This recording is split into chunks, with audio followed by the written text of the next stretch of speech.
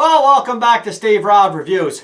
We got some tools ready to go here. I got some aluminum flashing. I got my sander.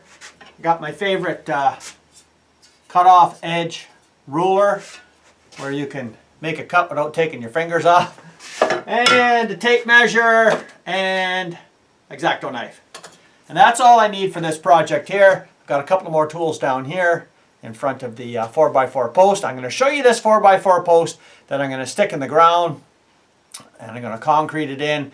And as I mentioned in the last video about preventing a 4x4 post from deteriorating, I showed you in the last video. If you haven't seen it, I'll put a link down below in the description about how posts always, they always rot off right at the ground level.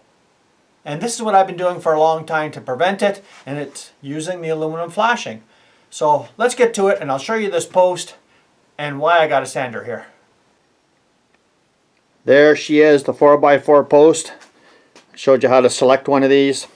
Now this is only for a post by itself. You don't do this if you're making a fence, right? This is only for a post that's going to go in the ground to for a gate. Okay, so as you can see at this end here, this is the part that's going to be all underneath the ground. This part here, I do take the sander and I just sand it down. I mean, now is a perfect opportunity to smooth this over. And there is quite a bit of, I guess, milling marks and that kind of stuff. So it's good, just takes 5 minutes to just sand it down. Now I'm more likely going to have to chop it off somewhere around here. But this whole idea is using the aluminum flashing here to wrap around where this is going to be the ground level here. So I've made a nice mark here with my straight edge. This is going to go on like this, and I'll put you on the tripod and I'll show you how I do this.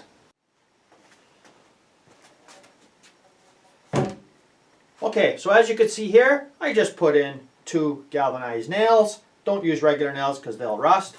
And as you can see, I got construction adhesive, or you can use regular caulking, just about 1 inch from either end. Wrap it all the way around, and this will prevent the water intrusion going down to here, and it also holds this on really, really good over the years. So I'm going to wrap this all the way around, and as I go around each side, I'll put more adhesive. And you guys let me know what you think when I'm finished, because I'm going to bring it all the way around here. I'll put my last piece of caulking around here, nail it on, and we're done. So I'll bring you back when that's finished. Well, this is the last step that I do, and you can see how it's all wrapped around here nice and neat. And this is the last step that I do before I throw it in the ground. You can see that's where I ended right here, and I have a nice seam of adhesive caulking underneath here, construction adhesive.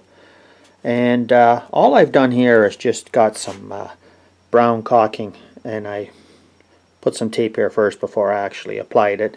This side here I just buttered it up with a putty knife. But yeah, that's how I seal it off there. And now we're going to throw it in the ground, put the concrete in, and I'll bring you back when that's done. Well, she's all concreted in, and been sitting for about maybe 15-20 minutes. And there's the tools I used. I'm going to show you what I did with this thing. And that's just a hunk of wood just to pack the concrete in. And it took about 1.5 bags of concrete. Remember, this post here is only going to be to hang this fence off of on this end, and just to latch the gate. The gate is going to be held on that wall over there, and that's going to be part of the next project coming in. So of course you need a level and a little bit of a trowel for the bottom of the concrete post, and your shovel, and of course something to mix your concrete in. So I'm going to show you what this here is for and why I use this, and I'll show you how level this post is. Well, let's take a look at this rig setup. All this here is a drywall square, just for cutting drywall. And all I've done was just add a little bit of an extension on. So how do you know that this post here is perpendicular to your wall. So all I do is go like this. There it is right there. I hope you guys can see that, but yeah, that's about as square as you can get. So let's take a look at the level, and I'll show you how level this post is.